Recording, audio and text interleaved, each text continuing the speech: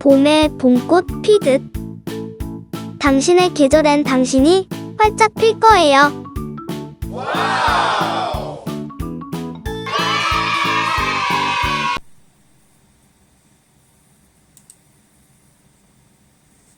자, 이번에는 부정사 한번 볼게요.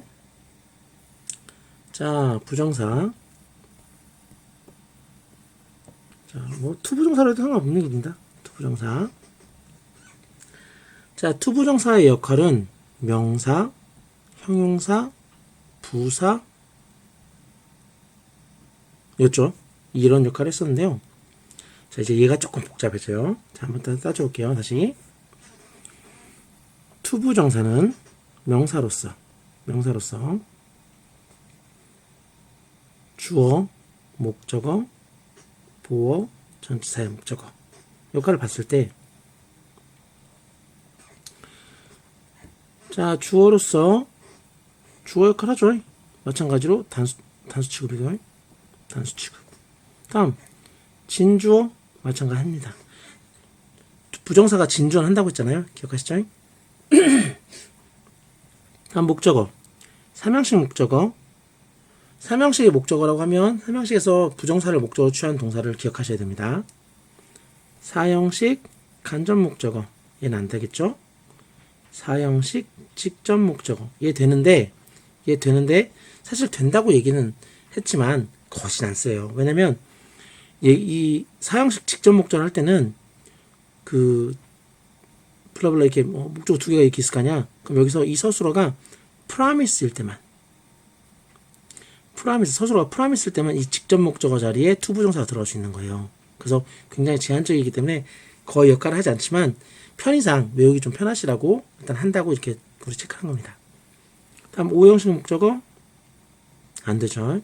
오형식 목적어 기니까 못 들어간다고 했죠. 다음에 오형식 진목적어 얘는 된다고 했죠. 그죠? 기억하십니까? 오형식 진목적어 돼요. 언제? 마찬가지로 서술어가 MBCFT일 때. 기억나십니까? make, believe, consider, find, think, take 같은 거 이런 것이 올 때 가목적어 이 박아놓고 진목적으로 뒤로 뺀다고 했죠. 자, 다음에 주격보어. 투부정사 주격보어 합니다. 목적격보어 못합니다. 선생님 저번에 목적격보어 하는 거 본 적 있는데요? 투부정사가 목적격보어 하는 거 본 적 있는데요? 아니요, 못합니다. 여러분이 봤던 투부정사가 목적격보어를 했을 때는 명사로서가 아니고 형용사로서예요. 이해되십니까? 그러니까 명사인 투부정사는 목적격보어 못하는 거예요. 이해되시죠? 다음 전치사의 목적어 못하죠. 못하는 것이 원칙인데 예외적으로 뭐였죠? except, save, but 같은 애들은 뒤에 전치사의 목적으로 온다고 했었죠? 자, 예외적인 것들 그런 게 있었습니다. 일단 여기까지가 뭐야? 투부정사의 명사적 사용이었어요. 명사적 사용. 됐습니까? 자, 그럼 이번엔 형용사적어. 자, 형용사적 사용인데 형용사의 역할은 명사 수식과 보어밖에 없었죠. 기억나십니까? 자, 그럼 명사 수식에는 전치가 있고 후치가 있고 보어에도 주격보어랑 목적격보어가 있는데 형용사인 투부정사는 전치 수식은 못한다고 했죠. 기니까. 그런데 후치 수식은 한다고 했습니다. 주격보어도 하고요. 목적격보어도 하죠. 자, 그런데 이제 여기서 조금 연결해서 조금 더 가자면 일단 후치 수식. 자, 후치 수식이라면 투부정사가 명사를 뒤에서 투부정사가 이렇게 후치 수식하는 건 어렵지 않아요. 어려운 얘기가 아닌데 여기서 조금 조심할 게 있다면 이 투부정사의 동사가 타동사로 만들어진 경우라면 얘 뒤에 목적어가 있을 수 있겠죠. 여기까지 이해되십니까? 그러면 그냥 그대로 쓰면 되는데 조금 조심스러운 경우는 이때 이 명사랑 뒤에 있는 이 목적어가 같을 때에는, 그죠? 이 목적어가 다를 때는 그냥 그대로 쓰면 돼요. 명사, 투, 동사, 원형, 목적어 이 구조대로 쓰면 되는데 같을 때에는 명사, 투, 동사, 원형 구조로 쓰고 이 목적어를 쓰면 안 됩니다.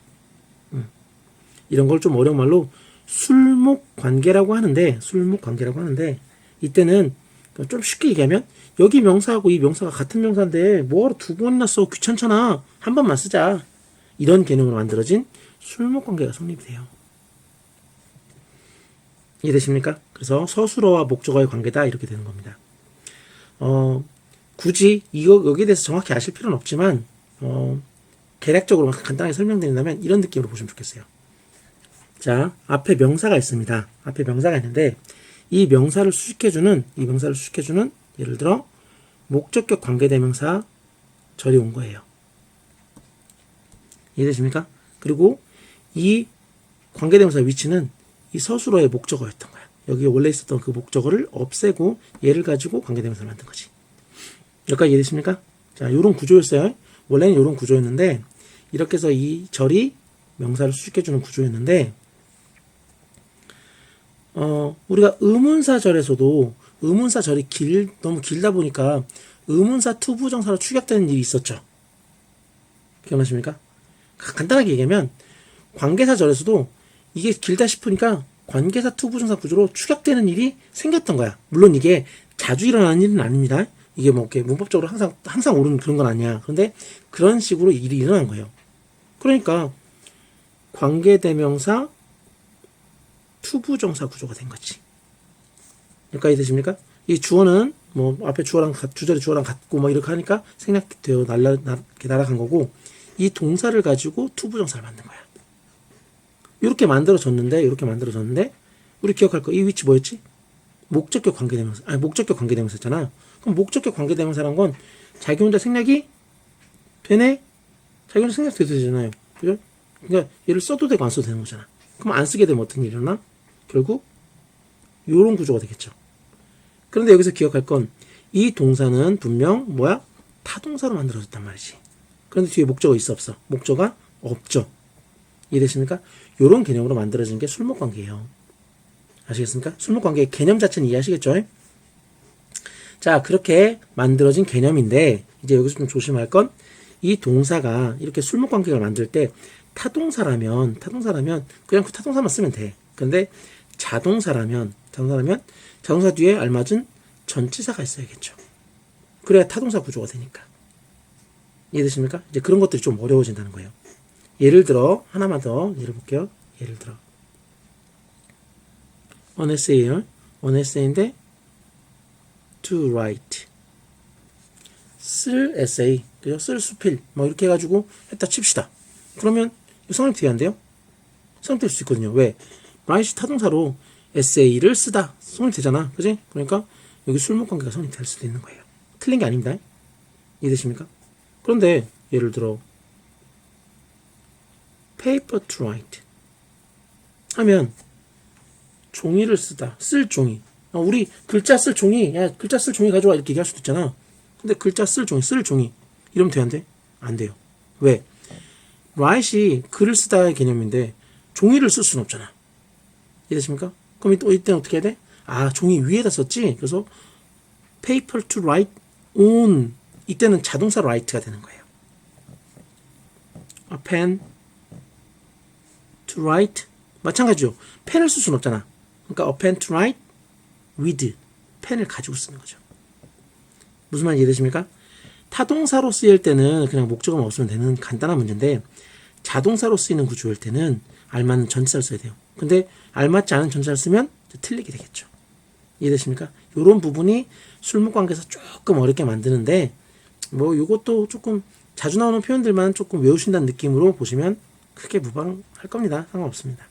일단 투부정사가 이렇게 형용사로서 명사 후치 취급할 때는 이 부분만 주의하시면 나머지는 특별한 거 없고요. 아, 하나만 더 할게요. 자주 쓰이는 술목관계가 자주 쓰이는 표현 중에 이런 게 있어요. have가 삼형식에서 가지다 소유하다 의미야. 중요합니다. 가지다 소유하다입니다. 가지다 소유하다의 의미가 됐을 때 이 뒤에 목적어인 명사를 취할 수 있겠죠. 그리고 그 명사를 수식하는 투부정사가 올 수 있는데 이 투부정사는 그냥 그대로 와도 상관없어요. 상관없습니다. 맞습니다. 이 뒤에 목적어 와도 되고 목적어 없을 수도 있어요. 술목관계일 수도 있다는 거지. 됩니까? 근데 핵심은 얘가 to be pp 구조로 오면 틀려. have가 가지다 소유하다 의미로 목적어를 취할 때 그 목적어를 수식하는 투부정사가 to-be-pp의 구조가 되면 틀린다는 거예요. 이해되십니까? 그런데 해석상 to-be-pp의 해석이 필요할 때가 있을 거 아니야. 그때는 술목 관계로 쓰는 겁니다. 이해됩니까? 목적어를 쓰지 않은 상태에서 술목 관계로 쓰게 되는 거예요. 자, 예를 들어서 마찬가지로 한 번 더 예를 들게요. 자, 일들이 있어요. 그죠? 일들이 있는데 어떤 일들이야? 끝마쳐야 될 일들이 있어요. 내가 오늘 안에 끝마쳐야 될 일이 있어요. 뭐 이렇게 할 때, 그죠? To be finished today. 오늘 끝마쳐야 될 일이 있습니다. 라고 이렇게 하면 해석상으로는 되는 것처럼 느껴지죠. 해석상으로는. 하지만 이건 틀렸다고 치게 됩니다. 이해되십니까? 그럼 이때는 어떻게 해야 돼? To finish today 하고 지금 여기 목적어를 없애는 구조죠. 목적어가 있으면 안 됩니다. 술목 관계로 수식을 해야 돼요. 이해되십니까? 이런 부분이 조금 복잡하게 느껴질 수도 있는데 술목 관계는 여기까지만 이해하시면 계약적인 얘기 끝납니다. 자, 다음 투부정사가 보어로서 주격보호를 하는 건데 형용사인 투부정사가 주격보호를 한 데는 언제였죠? 기억하십니까? 이 형식에서 투부정사 보호를 취한 애들 네, come, get, grow. 변화불조에서 come, get, grow가 있었고요. 다음 유지불조에서 be, remain, continue. 다음에 감각불자는 우리가 투부정사 보호를 취하지 않았죠. 감각불자는 안 되고요. 판단불자 seem, appear, prove, turn out. turn out뿐만 아니라 come out이라는 것도 있는데 이것도 같은 얘기입니다. turn out, come out. 이해되십니까? 여기에다가 happen 정도까지.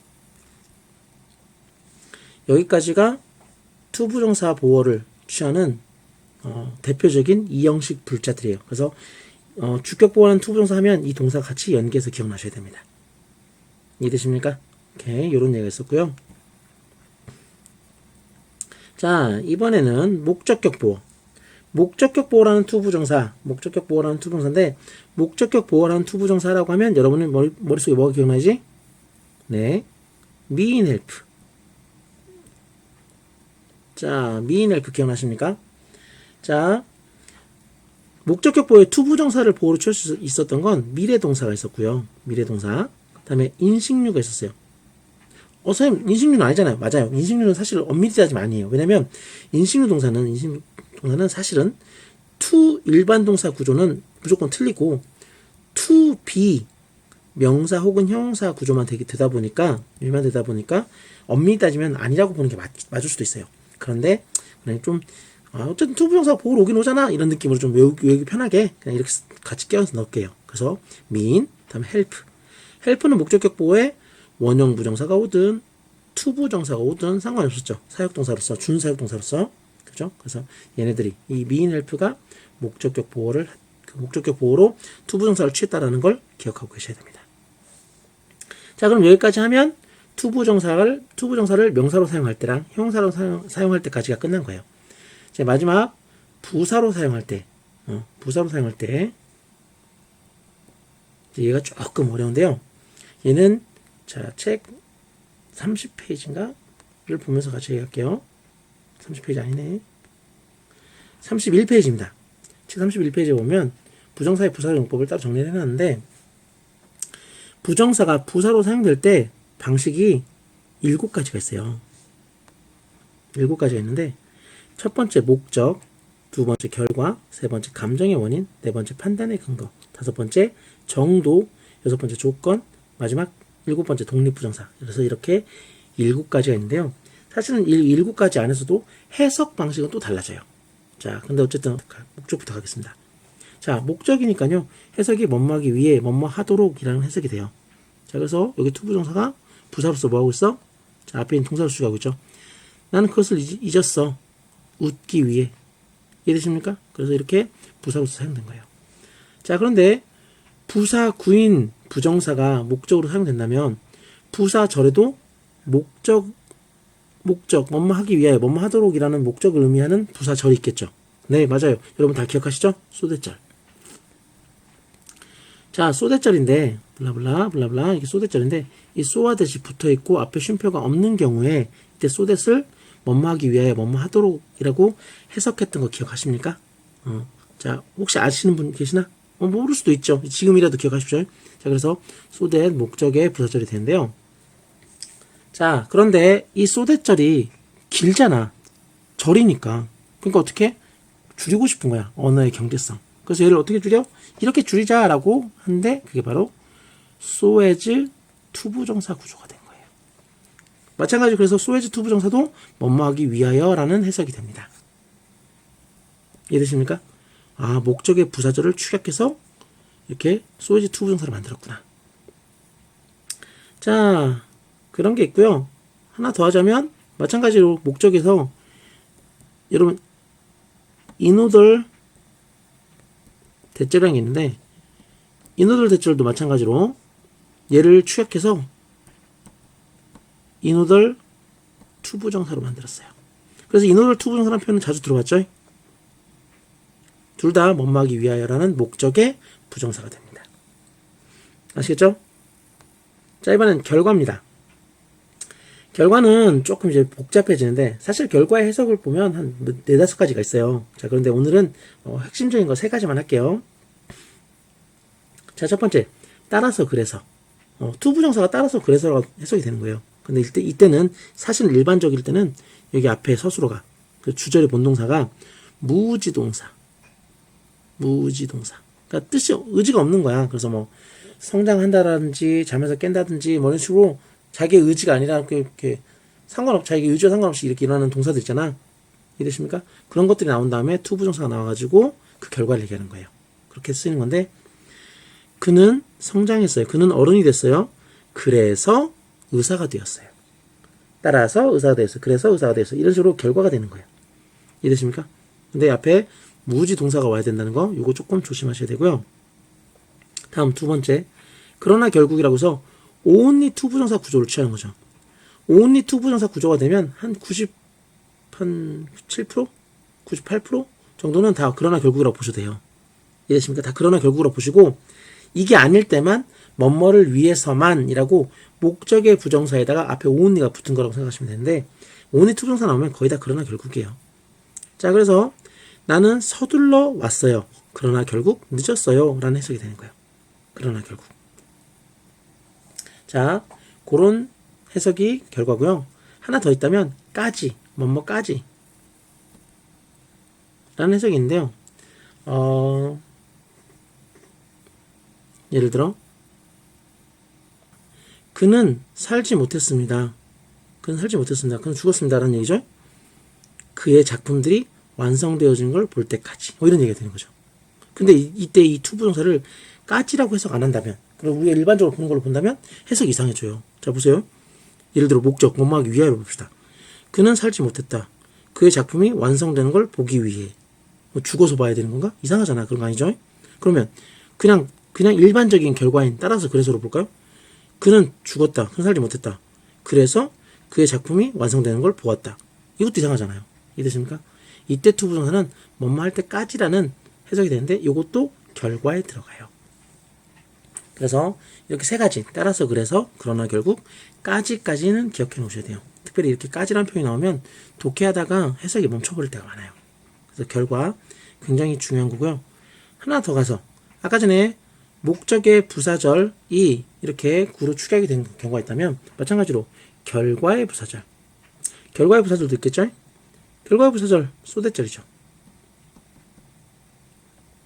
자, 마찬가지로 이렇게 소댓이 되는데 소와 대 사이에 형용사나 부사, 여기에 형용사나 혹은 부사가 들어가죠. 그러면서 따라서 그래서라고 해석되는 결과의 부사절이 있는데 얘를 축약하면 어떻게 돼? 얘도 마찬가지로 소에즈 투부정사가 되는 거예요. 근데 그러면 위에 거랑 똑같이 생겼으니까 헷갈리지 않나? 라고 생각할 수 있는데 여기 이 소댓젤의 특징처럼 여기도 소에즈 사이에 꼭 뭐가 들어가야 돼? 형용사 혹은 부사가 들어가야 돼요. 이해되십니까? 그래서 so와 as가 이렇게 떨어진 구조가 되면서 so as 투부정사가 되면 이때는 결과 혹은 정도가 돼서 뭐뭐 할 만큼이라고 해석되거나 따라서 그래서라고 해석이 돼요. 이해되십니까? 이 so as 투부정사랑 위에 so as 투부정사가 다르다는 거 인지하고 계십시오. 자, 다음에 감정의 원인. 세 번째, 감정의 원인인데요. 감정의 원인이라고 하니까 이 이름부터가 감정의 원인. 딱 뭐가 기억나요? 뭐가 딱 생각나죠? 감정의 형용사. 뭐라고요? 감정의 형용사. 사람의 감정을 얘기하는 형용사가 있는데 그 감정 형용사 뒤에 그 감정을 느낀 이유, 원인을 설명하는 거예요. 이해되십니까? 그래서 그 감정에 대한 이유를, 원인을 투부정사로 설명해서 뭐뭐 해서라는 해석이 돼요. 그래서 I'm glad, 나는 기뻐요. 왜 기쁜데? To see you, 너를 봐서. 이렇게 되는 거죠. 감정의 원인. 그래서 감정 형용사가 나온다는 건데, 감정 형용사가 나온다, 우리 잊어버리면 안 되는 거. 감정 형용사가 나온다는 얘기는, 감정 형용사가 보호로 나왔다는 얘기는 주어가 꼭 사람이어야 돼요. 감정 형용사는 사람 주어만 쓰는 게 원칙이거든요. 자, 다음 네 번째, 판단의 근거. 자, 다시 이름 정확히 기억하세요. 판단의 근거. 자, 판단의 근거라고 하는데, 그러면 생각해보자. 근거라는 건 뭐, 어떤 근거, 뭐, 이유, 뭐, 그럼 자료, 뭐, 이런 거 되겠죠? 그럼 판단이 뭔데? 판단. 어떤 걸 판단한다는 거잖아. 그럼 뭘 판단하는데? 네. 싸가지. 즉, 인성을 판단합니다. 이런 형용사를 인성형용사라고 하는데요. 사람의 성격을 얘기한다라고 해서 인성형용사라고 해요. 그래서 뭐, 지혜로운, 친절한, 무례한, 뭐 이런 식의 뭐, 사람의 성격을 얘기하는 거. 사람의 성격. 그걸 인성형용사라고 하는데, 학생들 중에 보면 가끔 감정형용사랑 인성형용사를 헷갈려하는 친구들이 있더라고요. 조심하셔야 됩니다. 인성형용사는 달라요. 인성형용사는 주어가 꼭 사람일 필요가 없어요. 감정형용사는 꼭 주어가 사람이어야 되지만 좀 다른 얘기입니다. 어쨌든 You are kind. 당신은 친절하군요. 당신은 친절합니다. 이렇게 친절하다고 판단한 근거가 뭔데? 이유가 뭔데? To do it. 그것을 하다니. 그죠? 아무도 그 일을 하고 싶어 하지 않는데 그 사람이 스스로 그 일을 하겠다고 막 이렇게 노력을 한 거야. 그러면 저 일을 하다니 저 사람은 되게 친절한 사람이구나 이렇게 판단할 수도 있잖아. 그래서 판단의 근거 뭐뭐 하다니 라는 해석이 돼요. 요게 이제 조금 있으면 이제 다음 시간에 배울 투부정사의 변신 얘기 중에 나오게 됩니다. 그때 다시 한번 얘기하도록 하고요. 일단 판단의 근거라는 것이 있습니다. 다음 정도. 자, 정도라는 것은요, 뭐뭐 하기에, 그죠? 뭐뭐 하기에 라는 표현이 되는데요. 말 그대로 어떤 정도를 설명하기 위한 건데, 정도에서 제일 유명한 건 난이도. 그러니까 쉽고 어려운 정도? 그 난이도를 설명하는 게 제일 많이 나오는데, 난이 형용사라는 게 있어요. 참, 이번에 형용사들이 많이 나오죠? 난이 형용사라고 해서 그 일에 뭐 난이도를 설명해주는 어렵다, 쉽다, 뭐 이런 걸 어려운, 쉬운 뭐 이런 걸 설명해주는 난이 형용사가 있고 이제 또 그거랑 비슷한 성격을 가진 어떤 다른 형용사들이 있는데 그런 형용사들이 나올 때 그 형용사 뒤에 이렇게 투부정사로 설명을 해주는 거예요. 자, 그의 이야기는 어렵다, 뭐하기에 이해하기에 이렇게 되는 거예요. 뭐하기에. 이래서 이렇게 난이 형용사가 나오면 정도라는 해석이 있습니다. 일단 이거 기억하시고요. 다음 두 번째. 요게 첫 번째 줄이 난이 형용사 얘기라면 두 번째는 부사 to나 enough나 혹은 so 같은 거랑 연결되는 정확히 말하면 so as 뭐 이렇게 연결되는 것인데요. 부사 얘네들과 연계해서 나오죠. 그래서 여러분 to나 enough to 많이 알죠? so as to는 모른다 치더라도 그죠? 이렇게 나오는데 이런 경우가 됐을 때 이 투부정사가 뭐였어? 정도였던 거예요. 이제 예를 들어 제일 유명한 투투인데 투투를 얘기하면 학생들 대다수가 너무 뭐뭐해서 뭐뭐 할 수 없어 이렇게 외우잖아요. 공교육 때 이렇게 배웠으니까 나쁘진 않은데요. 이렇게만 해석을 하다 보면 해석이 안 될 때가 있어요. 특별히 뭐 부정문이거나 이럴 때는 해석이 되게 어색해지거든요. 그럴 때는 잘라서 해석하시는 게 훨씬 편해요. 지금부터라도 잘라서 해석하세요. 그게 좋습니다. 자, 잘라서 해석할게요. 그것은 너무 무거워. 뭐 하기에? 들어 올리기에 이런 식으로. 이해되십니까? 그렇게 되는 겁니다. 그래서 to나 enough나 so as to 그렇게 성립된다는 거. 그래서 그때 투부정사가 뭐라는 거? 뭐뭐 하기에라는 정도 표현이라는 거 기억하시면 될 것 같습니다. 다음 조건. 조건은 뭐뭐 한다면 이라는 해석인데요. 뭐뭐 한다면 이라고 해서 진짜 조건을 설명하는 건데 얘가 조금 조심스러운 건 얘가 그냥 조건을 이렇게 쓰일 때 일반적으로 자주 이렇게 좀 100%는 아니지만 자주 가정법이 오게 됩니다. 주절에 가정법이 오게 돼요. 조건을 쓰면 가정법의 활용이 훨씬 더 높은 편입니다. 그래서 그녀를 본다면 당신은 뭐 그녀를 성인이라고 착각할 거예요. 뭐 이런 얘기가 되는 거죠. 됐습니까? 가정법 같은 표현을 할 때 조건으로 투부정사 했습니다. 마지막 독립부정사가 있는데요. 독립부정사는 자 여기 이런 표현들을 얘기합니다. 32페이지에 이렇게 몇 개 적어놨는데 요거 말고도 좀 더 있어요. 요거 말고도 좀 더 있는데 좀 외워놓으셔야 되고요. 자세한 얘기는 우리가 우리 책 맨 마지막 페이지, 책 맨 마지막에 추가해놨으니까 다 거기 있는 거 다 외우도록 하시고요. 이 독립부정사는 문장부사예요. 얘네 문장부사. 근데 문장부사라는 걸 강조하는 이유는 뭐야? 얘가 위치가 비교적 자유롭다는 거예요. 그래서 얘네들은 문두, 문중, 문미에 다 갈 수 있는데 해석은 문두에서 끌고 와서 해석하는 게 편합니다. 이해되시죠? 그래서 이렇게 되는 걸 독립부정사라고 해서 문장 전체를 수식하는 부사로서 사용이 됩니다. 조금 조심할 게 있다면 여기 있는 거 그대로 외우셔야 돼요. 여기 있는 거 그대로. 그러니까 예전에 시험에서 막 to be shortly, 뭐 strangely, 뭐 to be surely, 뭐 이런 헛소리를 한 적 있어요. 이거 다 말도 안 되는 소리입니다.